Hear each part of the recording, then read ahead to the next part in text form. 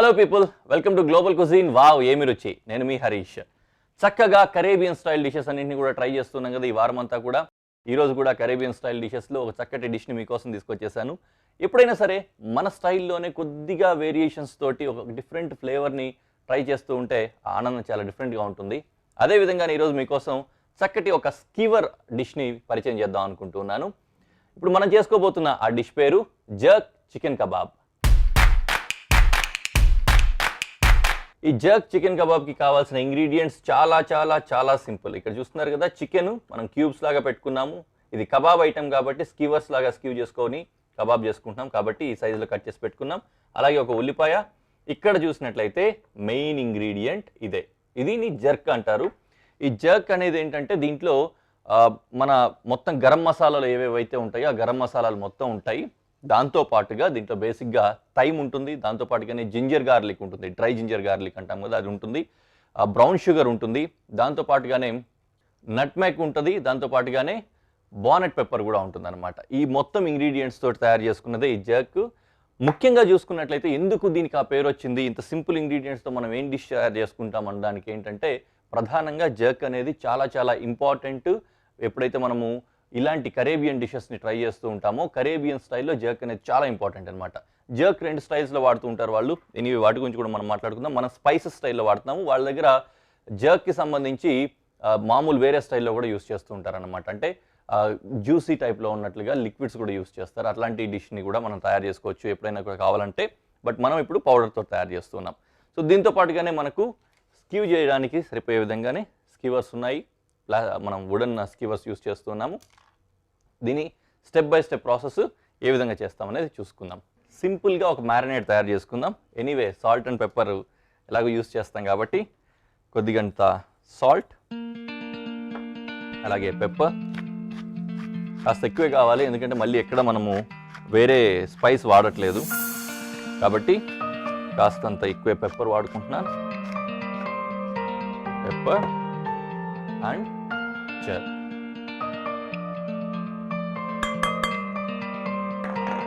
And దీంతో పాటుగా కాస్తంత ఆయిల్.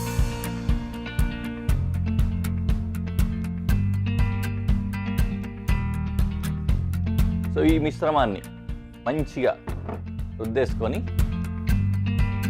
ఆ మిశ్రమంలో చికెన్ని మ్యారినేట్ చేసుకొని ఆ మ్యారినేట్ చేసిన చికెన్ని ఫ్రిడ్జ్లో పెట్టేసుకుంటాం. అయిపోయింది, మ్యారినేట్ రెడీ అయింది. ఇందులో చికెన్ వేసేస్తున్నా.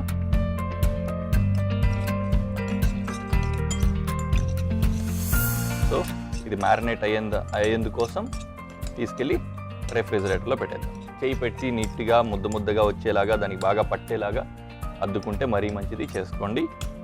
ఇప్పుడు మన కెమెరా ముందు అంత బాగోదు కాబట్టి నేను ఇలా కానిచ్చేసాను.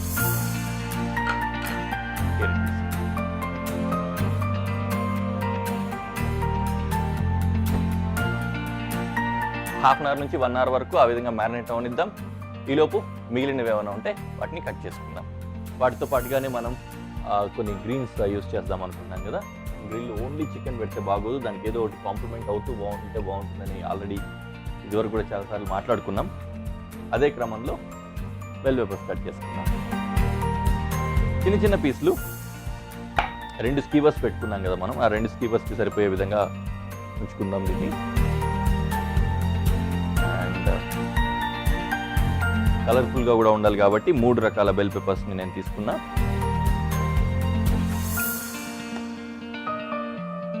సో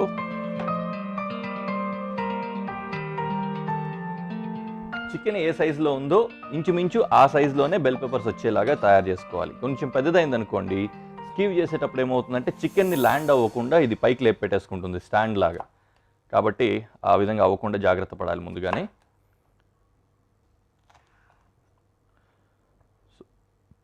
మనకు చికెన్ సైజ్ ఆల్రెడీ ఐడియా ఉంది కదా, ఆ ప్రకారంగా ఈ సైజ్ కట్ చేసుకుంటున్నాను నేను. రైట్.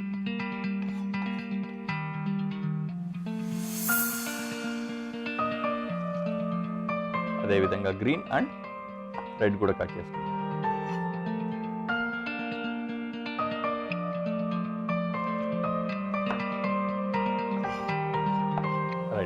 ఇది రెడీ అయిపోయింది. అలాగే ఉల్లిపాయ. ఈ ఉల్లిపాయ కూడా సేమ్ అదే షేప్లో సైజులో వచ్చే విధంగా మనం చూసుకుందాం. రీజన్ ఏంటంటే ఇది కూడా మనం స్కీవర్కి గుచ్చేసుకుంటాం అన్నమాట. గుచ్చేసుకున్నప్పుడు చికెన్ని పైకి లేపెట్టేయకుండా జాగ్రత్త పడాలి.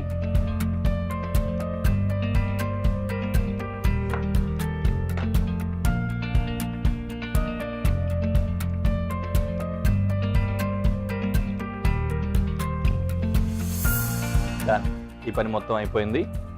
నెక్స్ట్ చికెన్ మ్యారినేట్ అయిపోయి ఉంటుంది కాబట్టి దాన్ని కూడా తీసుకొద్దాం. అది తీసుకొచ్చే లోపు ఒకేసారి స్కీవర్స్ రెడీగా పెట్టుకొని వీటిని స్క్యూ చేసుకొని గ్రిల్ చేసుకున్నాం అనమాట. ఆ స్క్యూ చేసే క్రమంలోనే ప్యాన్ కూడా వేడి చేసుకుంటే సైమల్టేనియస్గా ఆ పని కూడా అయిపోయింది. గోయింగ్ ఫర్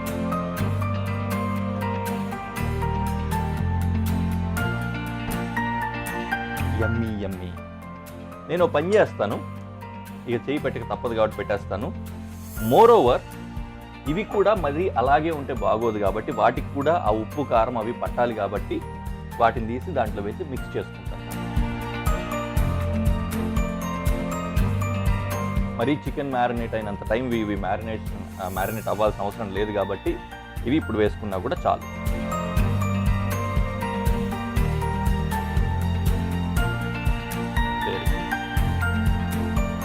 ఇప్పుడు స్కీవర్ని కొద్దిగా ఆల్రెడీ సోక్ చేసి పెట్టుకున్నాను.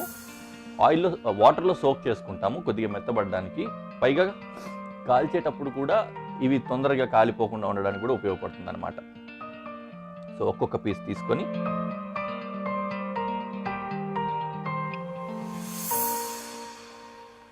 జాగ్రత్తగా విరిగిపోకుండా స్క్యూ చేసుకోవాలన్నమాట.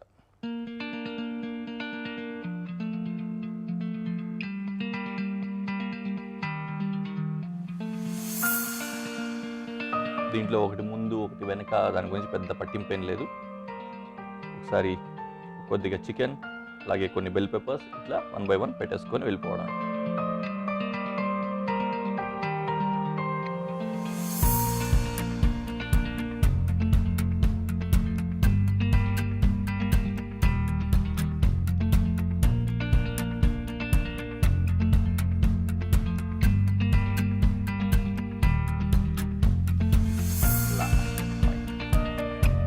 రెడీ అయింది కదా.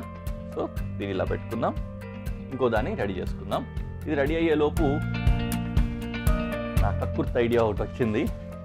టైంని సేవ్ చేయాలి అన్నట్టుగా అనమాట. టైం మేనేజ్మెంట్ కూడా ఆలోచించాలి కాబట్టి స్టవ్ వెలిగించుకొని ప్యాన్ పెట్టేసుకుంటే అవి గుచ్చుకునే లోపు ప్యాన్ వేడైపోతుంది. మనం ప్రాసెస్లోకి వెళ్ళిపోవచ్చు.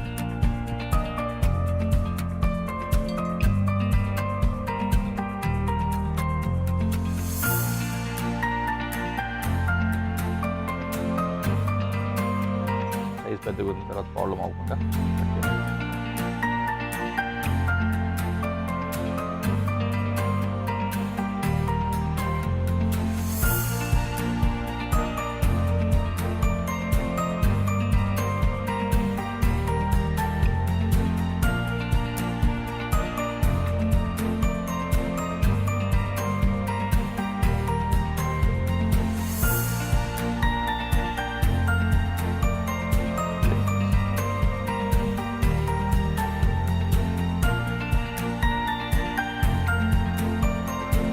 అయిపోయింది రెండు. ఇప్పుడు దీన్ని పక్కన పెట్టేసి మెయిన్ ప్రాసెస్లోకి వెళ్ళిపోదాం. పెనం వేడైపోయింది. కాస్తంత ఆయిల్ వేసుకొని, కొద్దిగా ఎక్కువే పడుతుంది. మనం గతంలో కూడా మాట్లాడుకున్నాం, ఈ గ్రిల్ ప్యాన్ మీద వండేటప్పుడు ఏమవుతుందంటే ఆయిల్ ఏదైతే ఉందో అదంతా కూడా డ్రిప్ అయిపోయేసి కింద గ్రూస్లో ఉండిపోతుంది. ఆ గ్రూస్లో ఉండిపోవడం వల్ల దీనికి తగలదు అనమాట. అందుకని కాస్త ఎక్కువ ఆయిలే పడుతుంది. అండ్ నౌ స్కీవర్స్ని జాగ్రత్తగా అలా ల్యాండ్ చేసేసి కాల్చుకున్నాం. సో ఇది చాలా ఈజీ డిష్ కదా. దీంట్లో వేరే ఏమీ యాడ్ చేయట్లేదు. మన దగ్గర లేని పదార్థాలు ఏం లేవు. చికెన్ని కట్ చేయించుకొని వచ్చేటప్పుడే క్యూబ్స్ రూపంలో మనం అడిగామంటే వాళ్ళే కట్ చేస్తారు. లేకపోతే మనం హ్యాపీగా కట్ చేసుకోవచ్చు ఇంట్లో అయినా సరే. కత్తిపీటతో కోసినా కూడా తెగిపోతుంది చికెన్ అయితే. ఒకవేళ స్కీవింగ్ కూడా కష్టంగా ఉందంటే ఏదో ఒక వడపుల్లు ఉంటుంది మన ఇంట్లో, ఆ వడపుల్లకు గుచ్చేసి కూడా కాల్చుకోవచ్చు, బాగుంటుంది.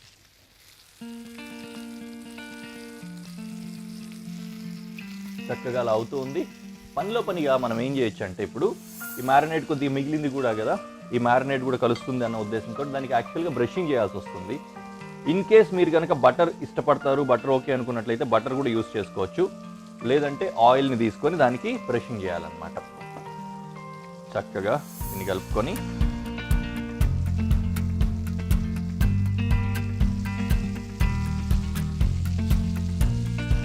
ఇంకా బాగా వేడి మీద పెట్టుకొని చేస్తున్నప్పుడు ఇంకా నీట్గా అబ్జర్వ్ చేస్తుంది అనమాట. ఇదంతా చక్కగా ఉంటుంది. ఆ ఫ్లేవర్స్ మీ వరకు రావలే కానీ నాకు మాత్రం అప్పుడే తెలిసిపోతుంది. చక్కటి ఫ్లేవర్స్ వస్తున్నాయి. ఆ షార్ప్ టేస్ట్ ఏదైతే ఉంటుందో దాన్ని నేనైతే ఆల్రెడీ ఎంజాయ్ చేస్తున్నాను. ఆ ఫ్లేవర్ఫుల్గా ముక్కులకు తగిలేస్తుంది, నోటికి వెళ్ళడం ఇంకా తరువాయి. కాసేపట్లో అది కూడా జరిగిపోతుంది, మీరు అలా చూస్తూనండి. ఎనీవే, ఈ స్టీవింగ్ అయిపోయిన తర్వాత చక్కగా ఇంకా వేరే ప్రాసెస్ ఏం లేదు. నేను ఈ విధంగా బ్రషింగ్ చేసుకుంటూ ఉంటాను. కాస్త అది కుక్ అయ్యేంత వరకు రెడీ అయిపోతుంది. అయిపోయిన తర్వాత డిష్ అవుట్ చేసి ప్లేటింగ్ చేసి ప్రజెంటేషన్లో కలుగుతాను.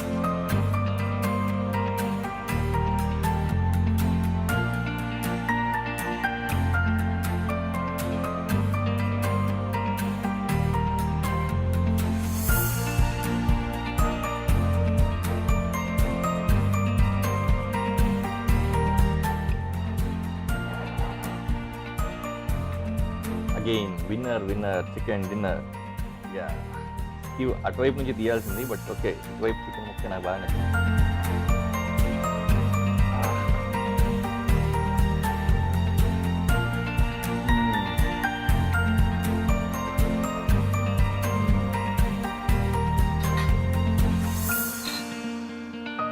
పర్ఫెక్ట్లీ గుడ్, అద్భుత, చాలా బాగుంది. తినేసి మాట్లాడతాం.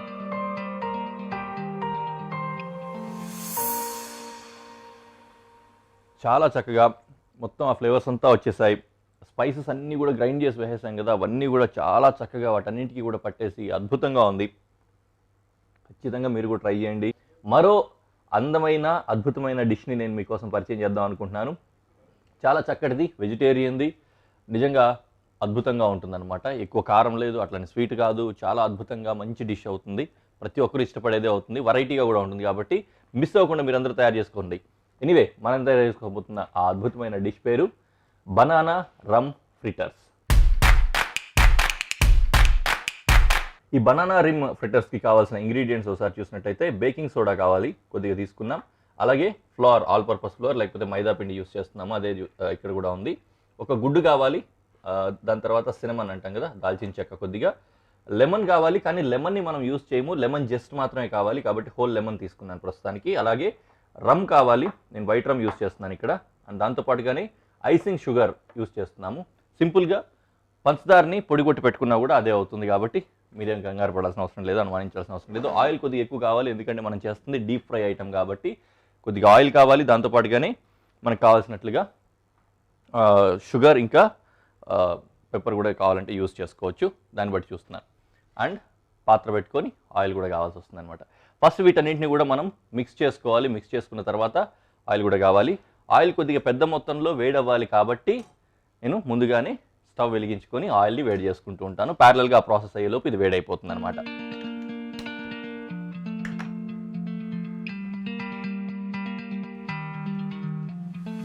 ఆయిల్ కాస్త ఎక్కువే కావాల్సి వస్తుంది. ఆయిల్ అలా వేడి అవుతూ ఉంటే మనం మిగిలిన పనులన్నీ కూడా చేసుకోవచ్చు. సింపుల్గా దీంట్లో కొద్దిగా లెమన్ జస్ట్ కావాలి.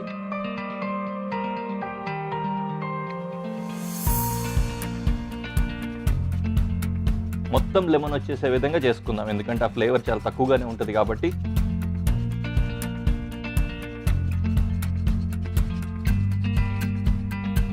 మన దగ్గర ఉన్నవే ఎప్పుడు కూడా దీన్ని కట్ చేసుకొని లోపల జ్యూస్ మాత్రం తీసుకొని పక్కది పడేస్తూ ఉంటాం అనమాట. దాంట్లో ఎంత మంచి ఫ్లేవర్ ఉంటుందో దాన్ని ఇగ్నోర్ చేస్తూ ఉంటాం జనరలీ. అలానే దాంట్లో కొద్దిగా చేదు ఉంటుంది కూడా, కాబట్టి నీట్గా హ్యాండిల్ చేయాలి. ఓకే, దీంతో పాటుగా సినమన్ కూడా జస్ట్ చేసుకుంటాం.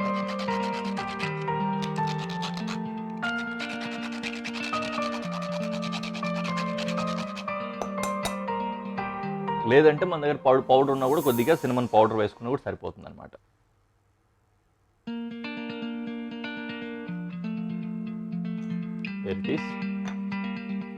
ఇంత పని అయిపోయింది.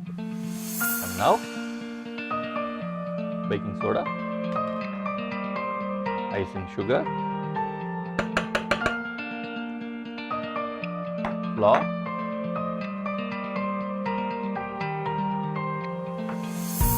ఎగ్ కావాలి,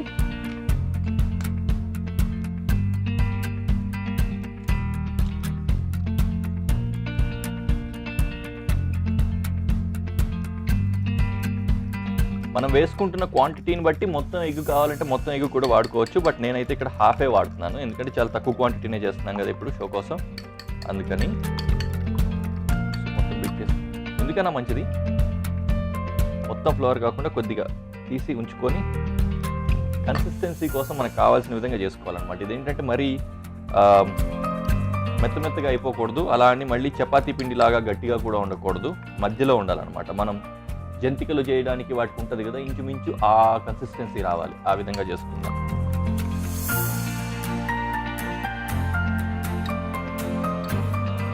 ఎగ్ ఎందుకంటే బైండింగ్ కోసం బాగా యూజ్ అవుతుంది అనమాట, దానికోసం బాగా కావాల్సి వస్తుంది కాబట్టి ఎగ్ వేసుకున్నా. నా మిక్స్ చేసుకొని దీంట్లో ఇప్పుడు బనానా వేసుకుంటాం. మీకు ఇందాక ఇంగ్రీడియంట్స్లో చెప్పలేదు అనుకున్నారేమో, బట్ అది గుర్తుపెట్టుకోండి, ఎందుకంటే దీని పేరే బనానాతో చేస్తున్నది కాబట్టి.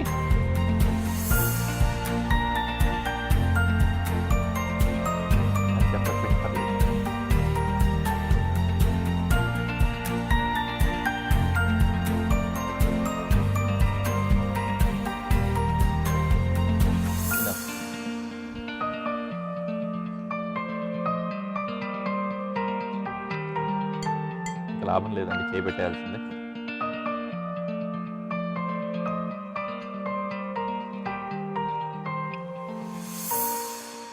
కొద్దిగా రమ్ మిగిలింది కదా, ఇది కూడా వేసేసుకుంటున్నాను. బనానా ముక్కలు కొద్దిగా మ్యాష్ అయిన తర్వాత, మరీ పిండిగా అయిపోకూడదు, బనానా కూడా మ్యాష్ అవ్వాలంతే. రమ్ మిక్స్ చేసుకొని ఇందులో మనకు కావాల్సిన కన్సిస్టెన్సీ వచ్చేంత వరకు ఫ్లోర్ యాడ్ చేసుకొని కలుపుకుందాం.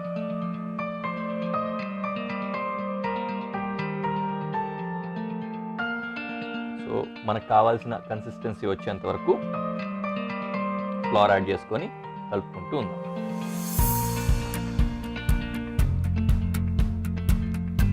ఇందులో మిగిలిన లాస్ట్ సీజనింగ్ ఇంగ్రీడియంట్స్, కొద్దిగంత సాల్ట్, చాలా కొద్దిగా సరిపోతుంది. దీంతో వేసుకుందాం అనుకున్నా కుదరలేదు కాబట్టి పెప్పర్ పౌడర్ డైరెక్ట్గా యూజ్ చేస్తున్నాను. బ్లాక్ పెప్పర్ పౌడర్ వాడుతున్నాం కొద్దిగా.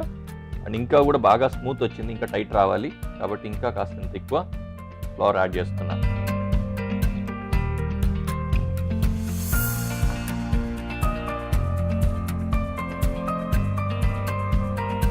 నీట్గా కలిపేసుకొని నెక్స్ట్ ప్రాసెస్లోకి వెళ్ళిపోతాం. రెడీ చేసేసుకొని ఆల్రెడీ టీ కూడా కడిగి రెడీగా ఉన్నాను నేను. ఆయిల్ కూడా బాగా సరిపడే విధంగా హీట్ వచ్చేసింది. దీనికి ఇప్పుడు ఏం చేస్తామంటే స్పూన్తో తీసుకొని థ్రెడ్స్ వేసుకుంటాం అనమాట.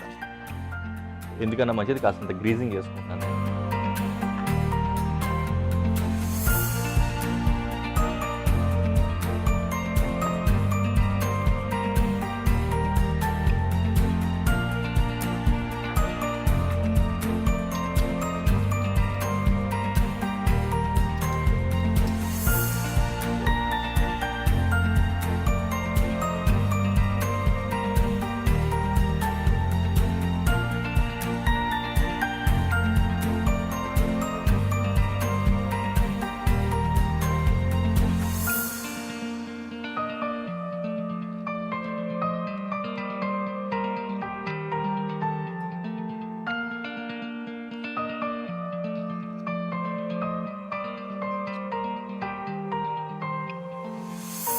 దీంట్లో షేపులతో మనకేం పెద్ద పని లేదు.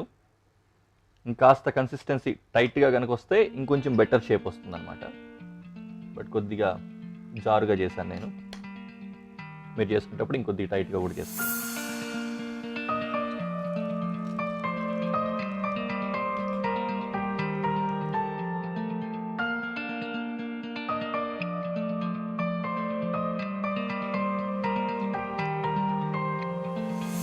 చాలా ఫాస్ట్గానే కాలిపోయాయి, చూసారు కదా. కొద్దిగా ఎక్కువ కాలంటుంది, ఇంకోసారి ఇంకొంచెం తక్కువ కూడా కాలుస్తాను నేను మీకోసం. అండ్ వేయడంలో కూడా కొద్దిగా స్లో అయ్యాను కాబట్టి లోపు ఫస్ట్ వేసిన ఎక్కువ కాలాయి.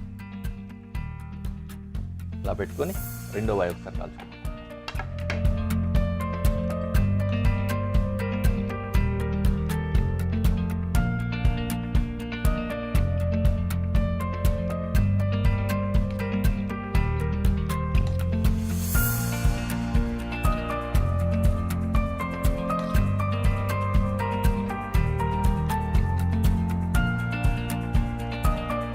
జనరల్గా ఇంట్లో ఎప్పుడైనా సరే చుట్టాలు వచ్చినా ఏ బోండాలో బజ్జీలో వేస్తూ ఉంటాం. అలాంటివి కాకుండా ఇట్లా వెరైటీగా ఒక డిష్ వేసి ఇవ్వగలిగితే ఎంత బాగుంటుందో అనిపిస్తుంది. మనం కూడా సాయంత్రం పూట రోజు రెగ్యులర్గా తినే వంటలే కాకుండా ఇలాంటివి ఏమన్నా డిఫరెంట్గా చేసుకొని తింటే కూడా బాగుంటుంది అనిపిస్తుంది కదా. డెఫినెట్గా బాగుంటుంది, కాబట్టి ఖచ్చితంగా ట్రై చేయండి. ఈజీగా అయిపోయింది, మీరు చూస్తూనే ఉన్నారు. అసలు చూస్తూనే ఎంత ఈజీగా డిష్ రెడీ అయిపోయిందో. రెడీ, ఇవి కూడా కాలిపోయాయి. చక్కగా డిష్లోకి తీసేసుకొని ఫైనల్లో ప్రజెంటేషన్లో పెట్టి మీకు చూపిస్తాను.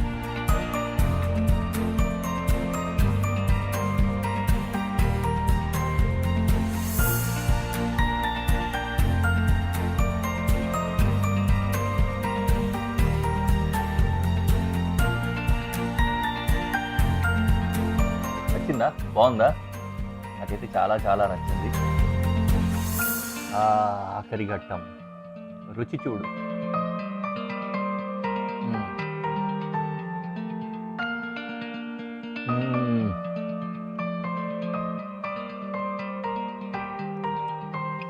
స్పాంజీగా, బ్రెడ్డీగా టెక్స్చర్ చూస్తున్నారు కదా, అసలు ఎంత అద్భుతంగా ఉందో. లోపల కూడా చాలా అద్భుతంగా ఉంది. బనానాకు సంబంధించి కూడా చంక్స్ కొద్దిగా ఉన్నాయి లోపల. అంటే మొత్తం మనం మ్యాష్ చేస్తాం అంతేగాని గుజ్జు చేసేలేదు కాబట్టి ఆ గడ్డలుగా ఉండడం కూడా మధ్యలో తగిలి తినేటప్పుడు మంచిగా టేస్టీగా కాంప్లిమెంట్ ఇస్తుంది, స్వీట్గా తగులుతూ. లైట్ పెప్పర్ వాడాం కాబట్టి సాల్ట్ కానీ పెప్పర్ కానీ ఊరికే కాంప్లిమెంట్ చేస్తున్నాయి. షుగర్ ఫ్లేవర్ బాగా తగులుతుంది, ఆ టేస్ట్ స్వీట్గా వస్తుందన్నమాట, ఆ బనానా కాంప్లిమెంట్ చేస్తూ. అద్భుతంగా ఉంది. ఖచ్చితంగా చేసుకొని మీరు కూడా చూడండి, ట్రై చేయండి, టేస్ట్ చేయండి. మరో చక్కటి డిష్ తోటి మరో ఎపిసోడ్లో మళ్ళీ కలుద్దాం. అంతవరకు బాయ్.